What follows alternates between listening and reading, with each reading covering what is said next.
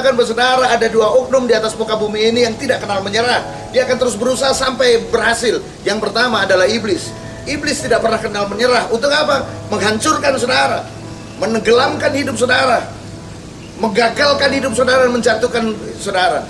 Dia tidak kenal menyerah. Bahkan ketika dia dikalahkan oleh Yesus dalam pencobaan 3 kali di padang gurun, Alkitab mencatat seperti ini.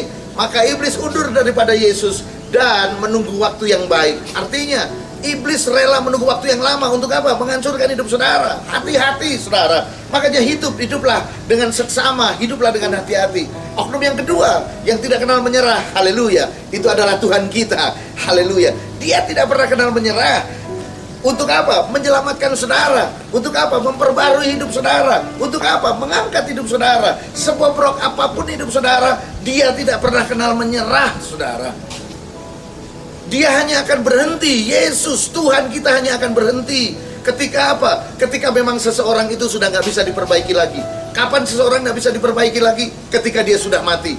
Baca kitab hari ini, Alkitab hari ini buat kita adalah apa? Kingdom Lifestyle kita adalah dalam kitab Yeskiel pasal yang ke-20 sampai yang ke-24. Itu mencatat bahwa ada orang-orang yang sudah tidak bisa diperbaiki lagi. Dalam Yeskiel pasal yang ke-22 digambarkan umatnya yang tidak bisa diperbaiki itu seperti apa? Seperti sanga dalam tembaga. Sanga itu apa? Gosong. Jadi kalau saudara di rumah punya orang-orang zaman dulu, ada gosong di panci, di pantat panci itu. Nah, itu sanga. Dalam bacaan yang selanjutnya pasal yang ke-24 digambarkan seperti kuali yang berkarat. Kuali yang berkarat itu sudah ada gunanya, nggak bisa dipakai lagi, saudara. Jadi artinya apa? Kalau seseorang mati baru Tuhan berhenti. Tetapi selama seseorang hidup, Tuhan tidak akan pernah menyerah. Untuk apa? Untuk menarik kehidupannya. Untuk apa? Memberi kehidupan yang baru buat orang itu. Saya adalah orang yang telah ditolong Tuhan, diangkat Tuhan, dan dipulihkan oleh Tuhan. Tuhan telah mengangkat saya. Tuhan telah memulihkan hidup saya. Saya adalah orang yang berdosa. Saya adalah orang yang jatuh dalam dosa. Tetapi Tuhan mengangkat saya. Ini dia. Hari ini ada kabar baik buat saudara. Apapun kondisimu, selama engkau masih hidup, berarti masih ada kesempatan untuk hidupmu diperbaiki. Selama engkau masih hidup, berarti masih ada kesempatan Tuhan mengangkat hidupmu, mengubah hidupmu, mengubah masa depanmu. Sebab apapun yang terjadi dalam hidup saudara, seburuk apapun, Tuhan telah menetapkan batas-batasnya. Tidak akan melebihi dari kekuatanmu sampai engkau mati tidak kuat menanggungnya. Gak akan, karena Tuhan menetapkan batasnya. Dalam kitab Wahyu, bacaan kita hari ini, Wahyu pasal yang ke-9 ayat yang ke-4 mencatat begini. Dan kepada mereka dipesankan supaya mereka jangan merusakkan rumput-rumput di bumi, atau tumbuh-tumbuhan atau pohon-pohon, melainkan hanya manusia yang tidak memakai meterai Allah di dahinya. Ini adalah kejadian nanti akhir zaman ketika malapetaka datang menghancurkan bumi. Bahkan ketika malapetaka datang menghancurkan bumi, Tuhan menetapkan batas. Jangan sentuh rumput-rumput, jangan sentuh pohon. Artinya apa? Tuhan menetapkan batas.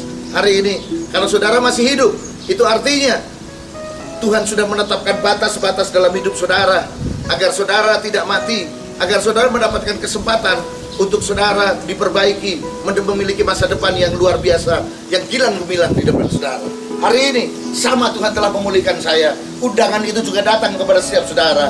Untuk apa? Datang kepada Tuhan, dan Tuhan akan pulihkan hidup saudara.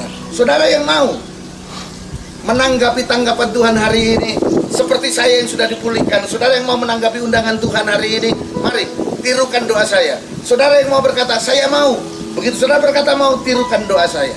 Mari kita berdoa dan tirukan doa saya mau menanggapi untuk Tuhan memulihkan hidup saudara. Tirukan doa saya. Tuhan Yesus, hari ini aku datang kepadamu. Aku mengaku bahwa aku adalah orang berdosa. Aku najis, aku kotor. Tapi hari ini aku datang kepadamu Tuhan untuk mohon ampun. Ampuni dosaku, ampuni kenajisanku, ampuni kekotoranku. Sucikan aku kembali, kuduskan aku Tuhan. Ampuni dosaku, aku ini orang berdosa. Dan hari ini aku juga mengaku bahwa Engkau adalah satu-satunya Tuhan dan Juru Selamat. Untuk kita aku berkata, Tuhan, jadilah Engkau Tuhan dalam hidupku. Jadilah Engkau satu-satunya Tuhan dan Juru Selamat dalam hidupku. Jadikan aku anak-Mu Tuhan.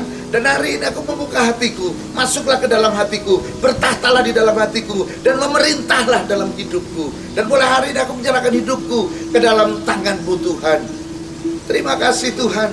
Karena Engkau telah mendengarkan doaku, Engkau mengabulkan doaku, Engkau mengampuni dan menyucikan aku kembali. Engkau berkenan untuk menjadi Tuhan dan Juru Selamatku, dan menerima aku menjadi anakmu. Mulai hari ini Engkau adalah Tuhanku, aku adalah anakmu.